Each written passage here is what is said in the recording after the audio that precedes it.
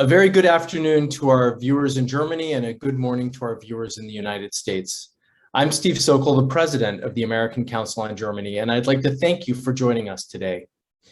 Following the swift takeover of Afghanistan by the Taliban, the international community has been in a state of shock. In Germany, many people are asking what the lasting impact of Germany's military and civilian engagement over the past 20 years will be. And of course, questions loom large regarding the future of Afghanistan. Joining us today to talk about the situation in Afghanistan and the broader foreign policy consequences is Bundestag member Omid Nouripour.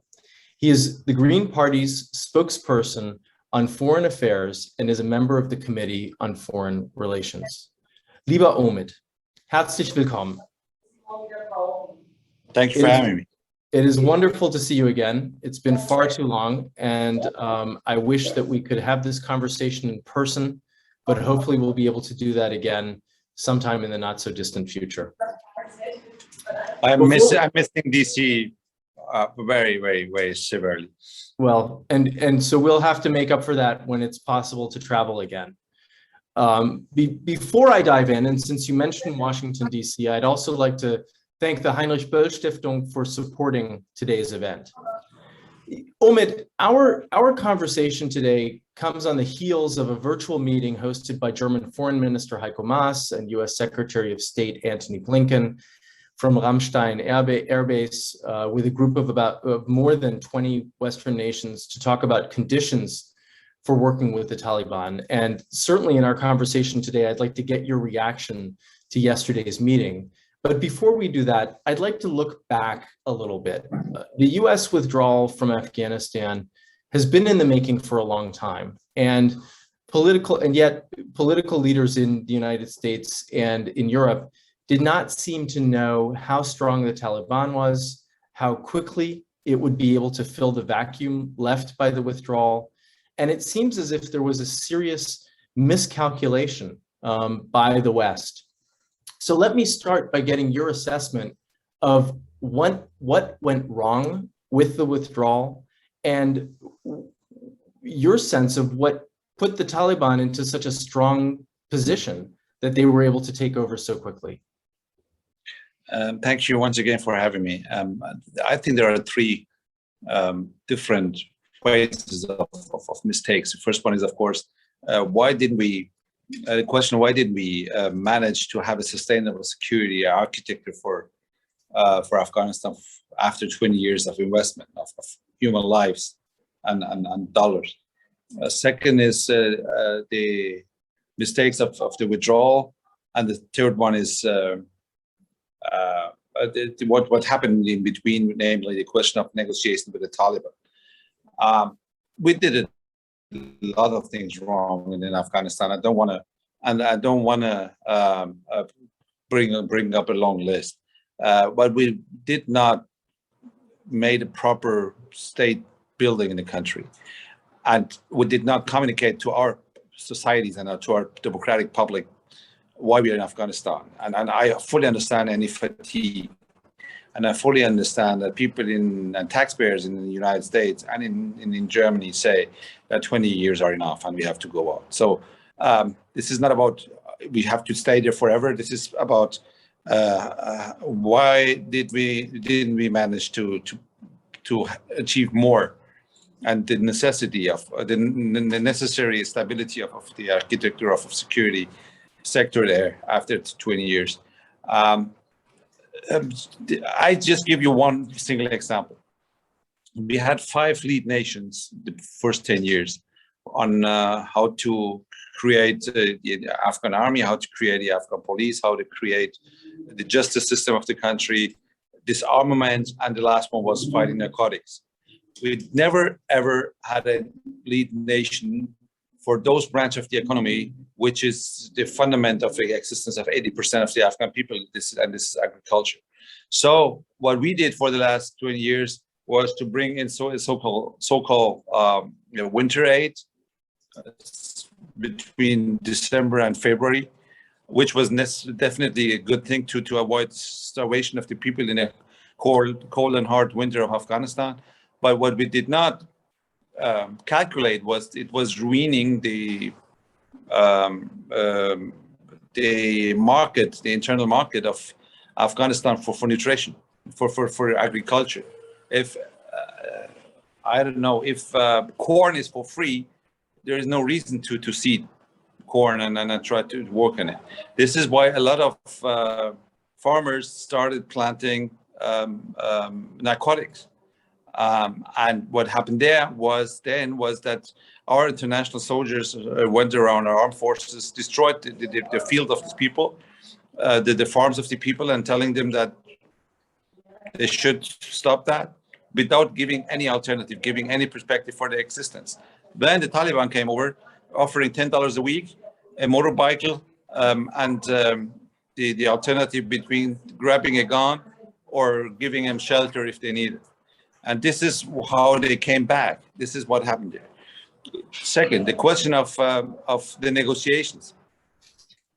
And to be honest, I'm, as a person who is emotionally involved, because I've been to Afghanistan 18 times and I speak the language there, and I have and had a lot of friends and great people I know in Afghanistan who are suffering in this moment.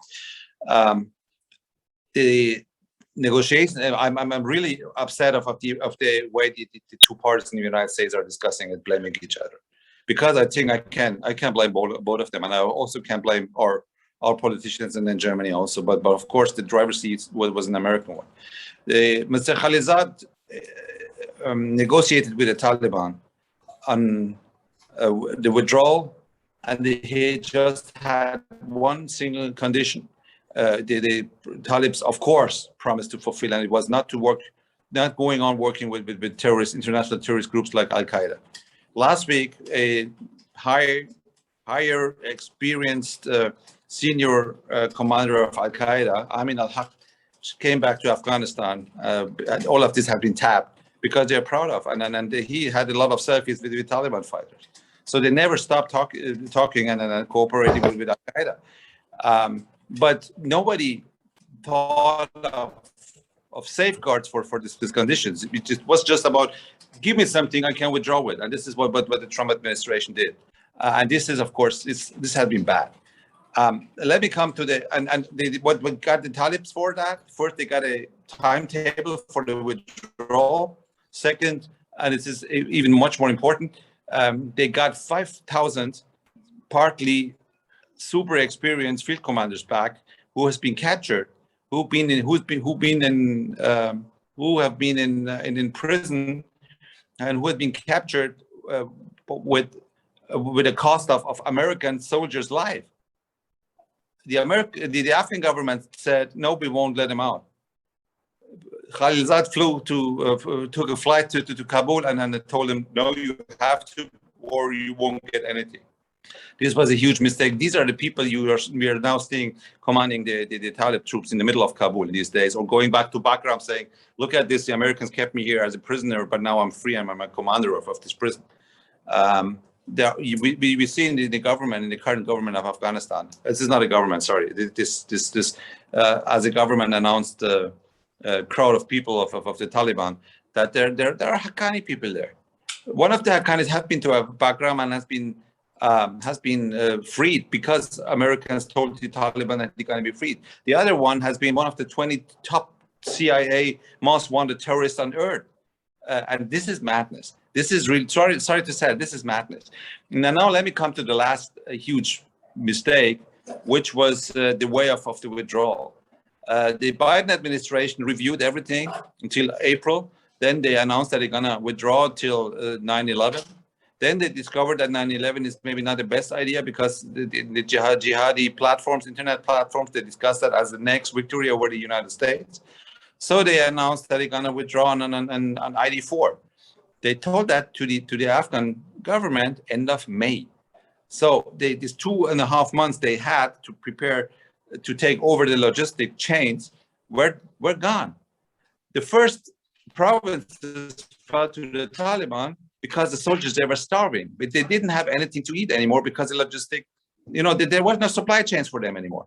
And this has been the last massive mistake I definitely know that there is an Afghan responsibility for all of this. I know about the corruption of the government. I know about the covert way Ashraf Ghani, the former president of the country, just ran away. This is not about just hiding behind the Americans. But as we as friends talk here, in front of a background of a massive damage of any Western power projection, who has been shattered in the Hindu Kush, there is a lot of damage we're gonna have to deal with for the next decades. And this is why I think it's better to be very frank with each other, because the number and the number of the mistakes who led to that situation is long, and is big. No, the lists are long and numbers are big, and it's big. And obviously, this is going to be an issue that we're having to deal with for years to come, right? There's no easy fix to any of this. But one of our viewers, and so thank you, Omid, for putting a lot out there, and there's a lot there to parse and dig into a little bit deeper, and we'll do that. But one of our viewers points out that while the exit from Afghanistan could have gone better, we should not lose sight of the fact that it could have gone much worse. He goes on to write that most observers predicted that the Taliban would ultimately succeed, but that the expectation is that it would take a long time. So part of my question to you, Omid, is how is it possible that the West sort of seriously underestimated the Taliban's ability to come back as quickly as it did?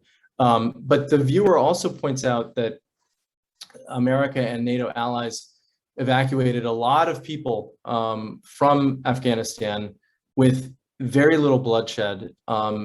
He recognizes that it was too slow, but calls into question why we're calling it a failure.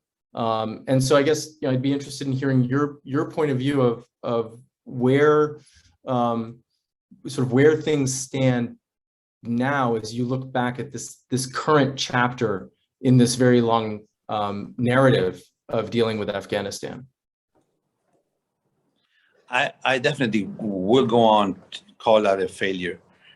First, because the bloodshed was just postponed. This is I'm absolutely sure that it will come, and it's going to be of course going to affect mostly the Afghan people.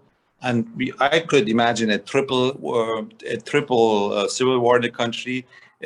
Inner jihadi one, a one against the insurgency, which is, by the way, not gone in Panjshir. They are still there. They're controlling 27 valleys in Panjshir. And the third one is the question of proxies and neighbor countries coming who could step in. We have seen the Pakistani Air Force even bombing in the last week in Afghanistan. And we saw this heartbreaking loss of lives of American armed forces in the middle of Kabul in the last days. And the question is, was it avoidable? And I would say yes, it was. To be honest, I'm super surprised that now officials and administrations are trying to blame the intelligence services. I was in a panel in June, and I said it's going to happen. What is happening in these days? Not in that way exactly, but it was not because I'm a genius, but because a lot of people who are experts in Afghanistan who watch for the situation, they know that. You need Google and Afghan newspapers, and you know more than a lot of people who wanted to know. And this is, I think, the most crucial thing. My impression is because of the fatigue, that people, deciders in our both countries, just didn't want to know what's going on there. And I just reading that John wrote, Afghanistan is now a terrorist state. Yeah, this is the next part of the failure. I published a book on jihadism a couple of 4 years ago, and I tried to track what's discussed in the jihadi networks, and I have friends, experts who I talk to on this. I had a very depressive phone call a couple of days ago with an expert I highly respect, and we discussed different options for the United States, for Germany, and for the Taliban.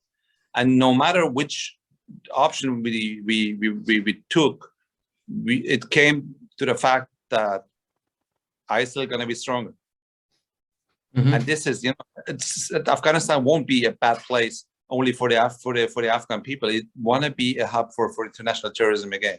And this is not only about Al Qaeda and ISIL. It's about Islamic Union of Islamic movement of Uzbekistan, Islamic Jihad of Pakistan, and a lot of other countries, a lot of other terror organizations.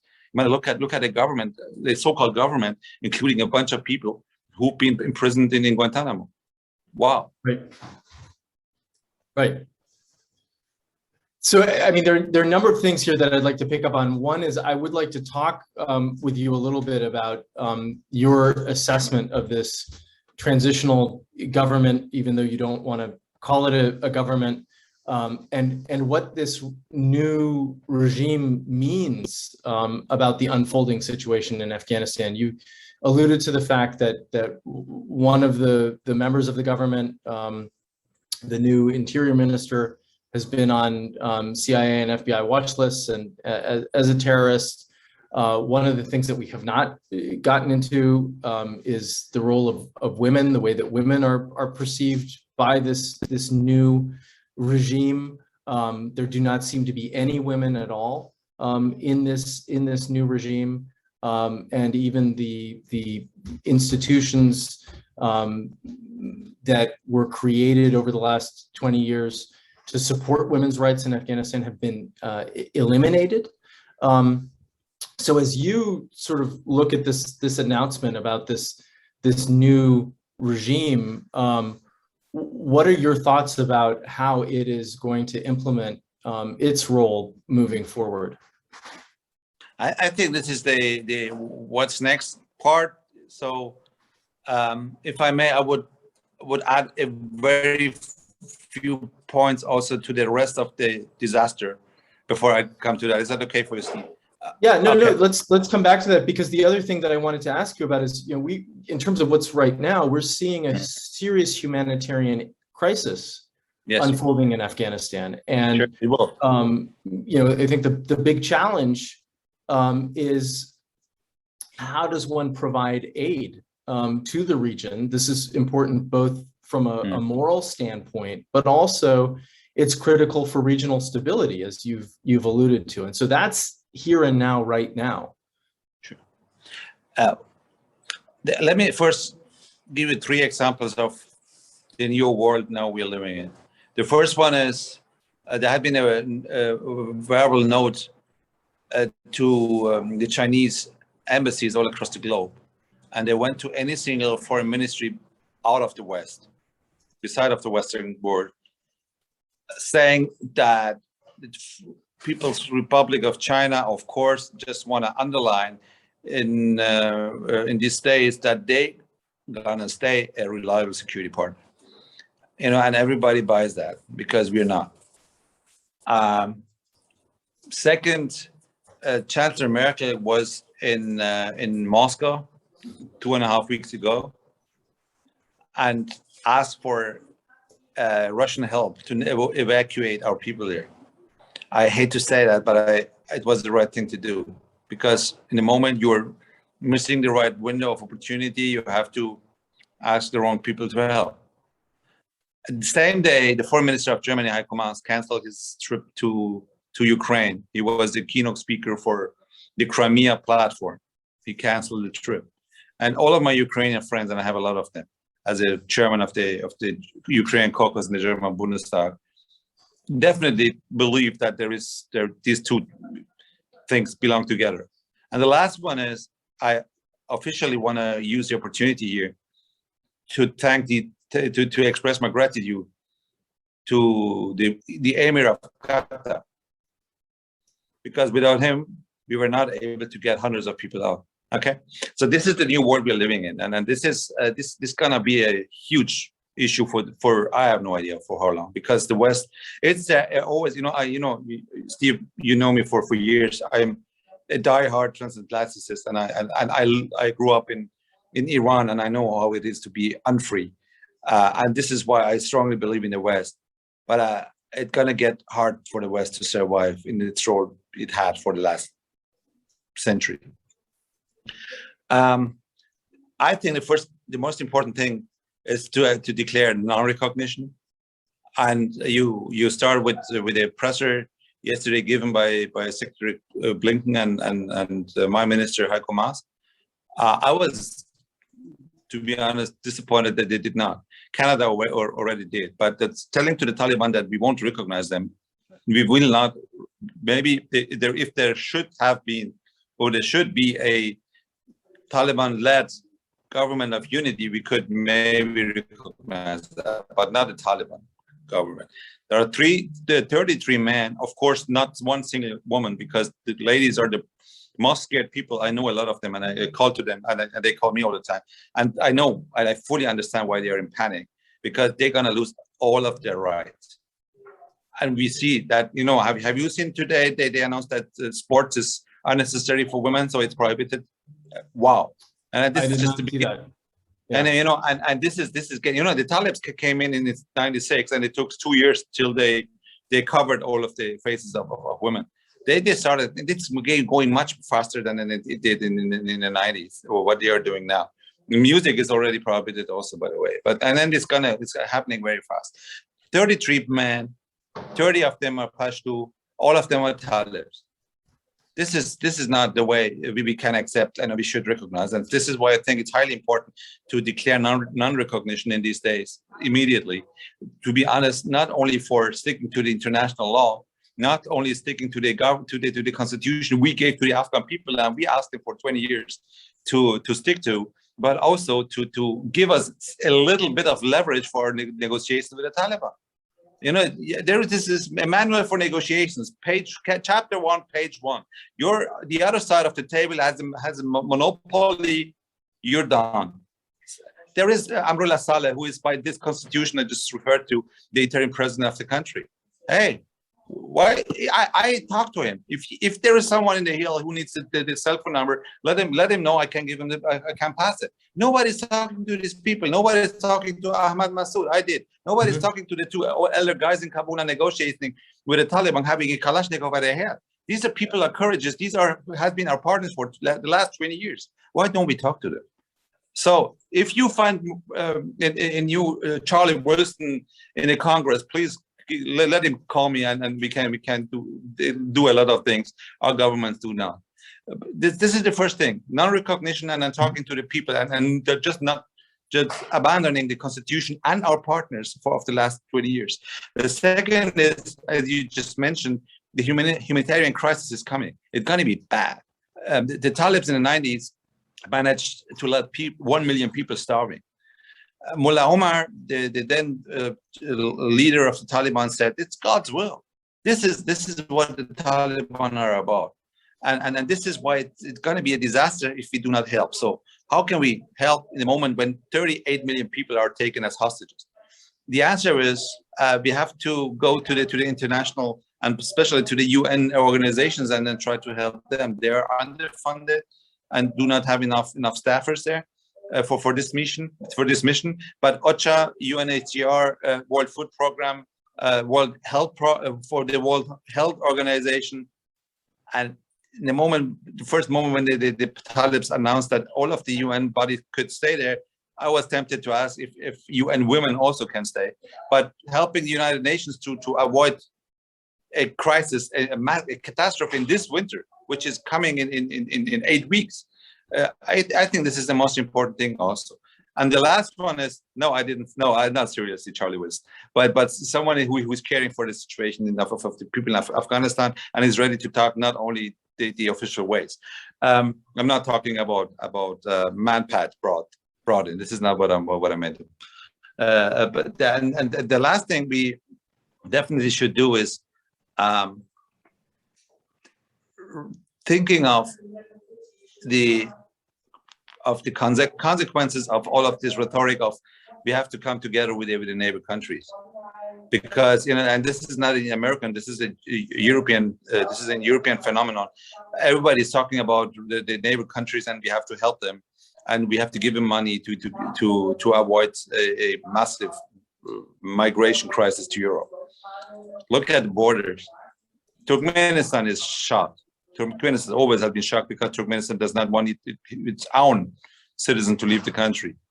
By the way, there had been this battle of influence of the United States versus Russia for 31 years when it came to Central Asia. It's over. It's not decided. It's Russia has won in the last 4 weeks. These countries panicking, asked the Russians to come in, and they came with a lot of tanks, and they are trying to control the borders and try to block the borders for not getting Afghans and definitely not Talibs in. And the Uzbek border is a tiny one, so the problem is not there. The Tajiki border is longer and it's not that manageable, but it's not definitely not. You can avoid massive people coming over.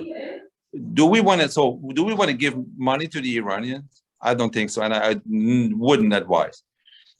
So the last question is Pakistan, and Pakistan, obviously, I went to Afghanistan for years and years, and I was just joking about all of the Afghans who always told me Pakistan is to blame on everything. This is not an issue. This is not about Pakistan creating the Talibs or controlling them. But we have been seeing it for the last days and weeks that Pakistan is supportive, and we have to talk to them also, but not by promising cash flow, but to push them in another direction. But to be honest, our stakes are low and our influence is even lower. So if our stakes are low and if the influence is lower, and if we're giving up leverage, how do we try to get some of that leverage back?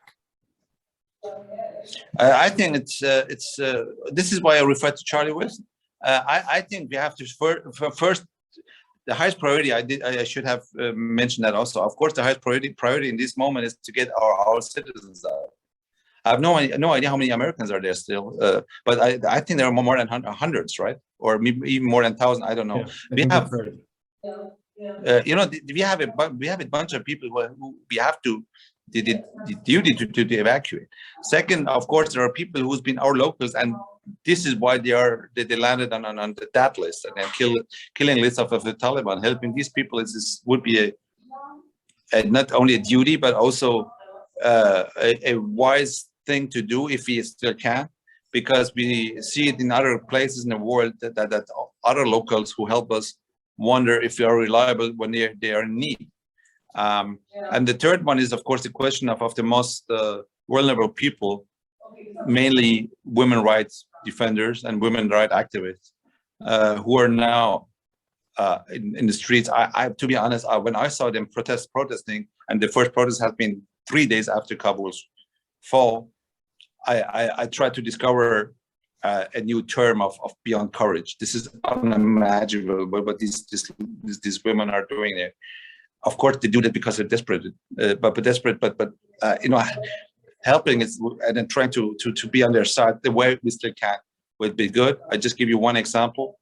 There are provinces where the Talibs has already started to demolish the entire telecommunication infrastructure.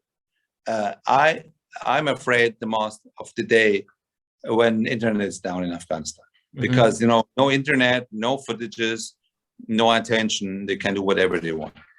And starting preparation and thinking of how we can avoid this moment technically. And there are technical things we could do to give telecommunication, internet, WhatsApp to the Afghan people. This would be one of the issues of support we could work on already.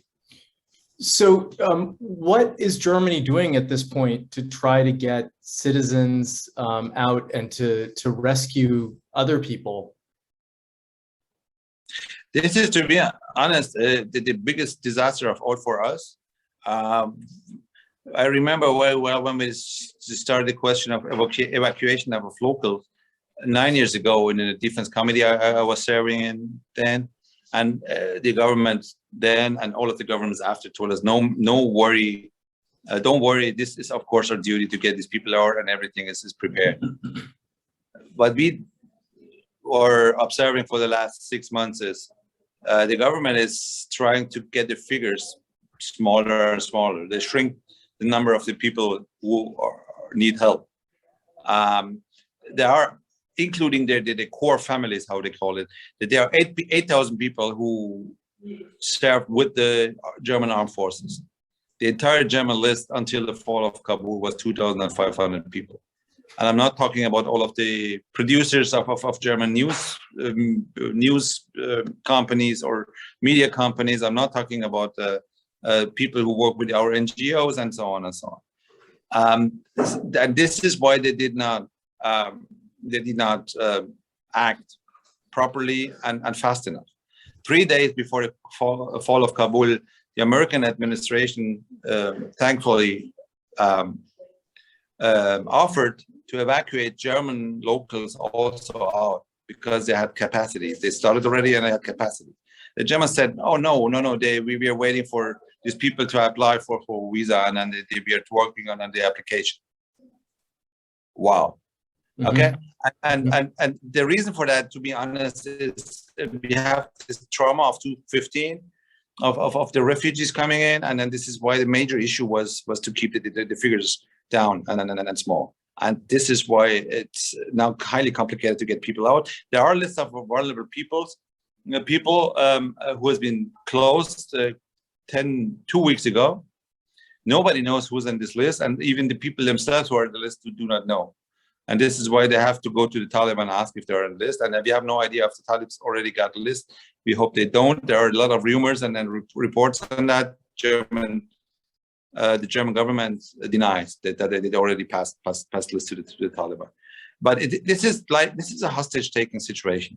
If we want to get these people out, we have to talk to hostage takers, and there is no proper way to find there is no passepartout for this.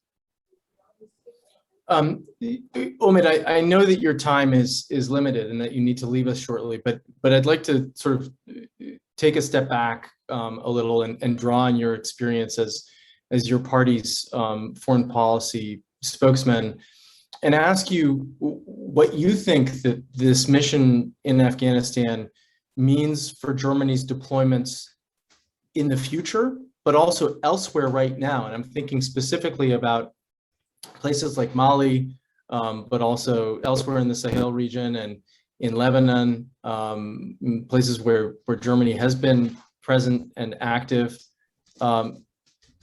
What do you think the implications will be for current missions and deployments? But also, do you think that there will be a willingness in the future to engage in this sort of activity? I fully agree that this is the big issue now in Germany.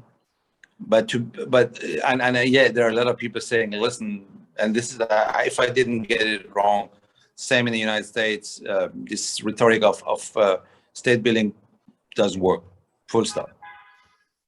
And the answer to your question, what's going to happen next, and then what the future of our military engagement in the world could be, is still undecided. And you know that we are heading a general elections in 70 days, and that after that we are maybe more clear on this. But let me give you my view on this.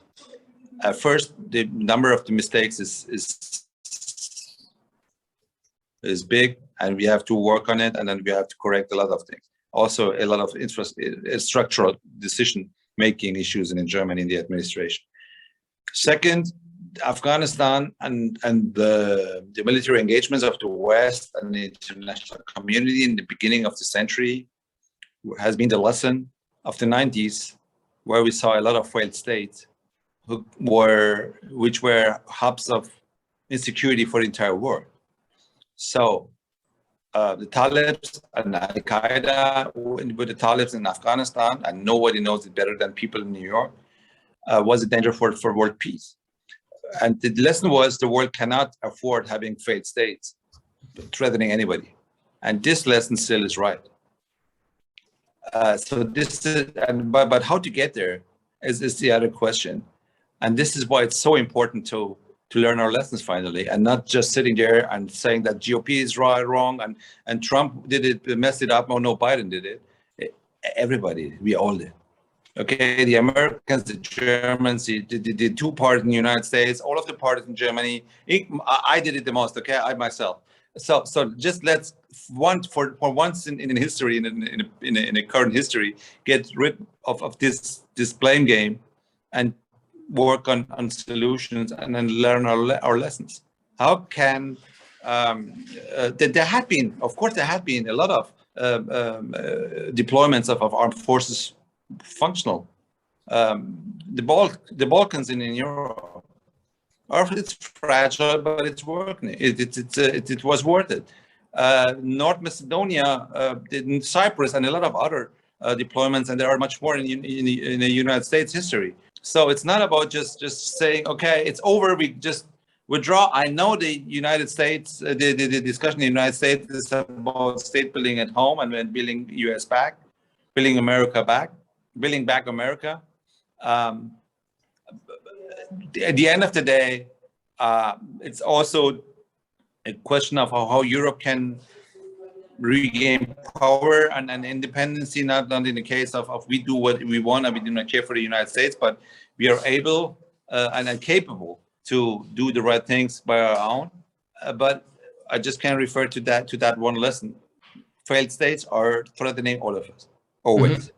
And I think, I mean, as much as America is inward looking and is trying to do state building at home, I think that there's also broad recognition that there needs to be a stable global framework in order to be able to do that. And so, you know, your point about failed states being the big thing to avoid in the future is critical. So maybe related to this, one last question, and again, it is sort of a big picture question, but I think it's an interesting one as one thinks about the future of foreign policy, both with a view to the election, but even regardless of the German election, which is coming up. What do you think the impact of the withdrawal from Afghanistan will have on the debate in Germany, but also in France, about Europe striving to have more strategic autonomy and distancing itself from the United States on foreign policy issues? There are the four pillars of German foreign policy, which are European Union integration or membership in the United Nations, the transatlantic friendship, and the security of the state of Israel. And these four won't change no matter who's going to be the next government. But we have, of course, a lot of discussions how to get there, how to keep European Union together, for example. But at the end of the day, the democratic parties in this country come together and find solutions for that. We are in the beginning of the understanding of the Afghanistan disaster. I'm not sure if everybody, and we already can even take notice of all of the things which are happening there, and then which the shock wave is super high. What I can say is the non-communication of the United States administration, for example, when it came to the evacuation of the green zone in Kabul, was highly disturbing. And we have to come back and talk about such things. But you know, the way every single moment when I ask the Americans for information, they ask us for capacity, our own capacity. So this is, everyone had his own homework.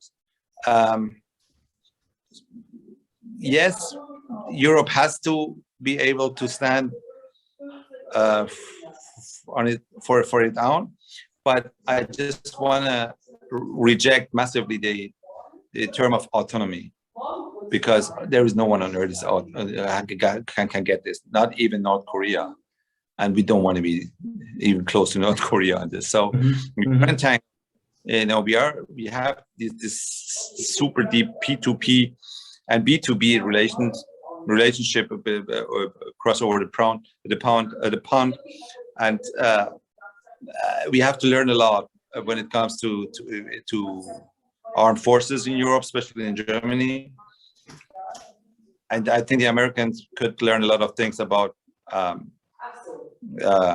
cultural awareness in countries and why it's important, for example, for state building. But we need each other, and we can and should learn a lot from each other. And we have to respect that the American domestic debate on interventions is forcing us more and more to discuss that by our own in a more mature way. Well, Omid, I think you've touched on a lot of things today in the time that we've had together, and undoubtedly there's a lot that we've left unsaid, including a number of questions that we've not been able to get to. But I want to thank you for sharing your insights on what is really a very difficult situation to watch, namely what is happening in Afghanistan right now. But also to sort of end on a more forward-looking and optimistic note about the fact that we need to do even more to address these issues jointly. And that leads to a whole other topic and one which we've discussed in the past, but which I hope we'll be able to discuss more at length in the future, of how Europe, how Germany can be a reliable partner for the United States in order to be able to address some of these challenges. And as you've touched on, the current situation in Afghanistan is just one of many of these global tinderboxes that we need to be watching very closely in the months and years to come. Absolutely, I couldn't agree. But Omid, I want to thank you for making the time at what I know is a very, very busy time for you. This has been a very insightful conversation, and I want to thank you again, and I look forward to seeing you soon in person, I hope. Would love to. Thank you very much for having me, and have a great day in the East Coast. Okay, thank you. And thanks, of course, to our viewers for joining us today and for participating with all of your questions. And last but not least, thank you to the Heinrich-Böll-Stiftung for supporting today's event.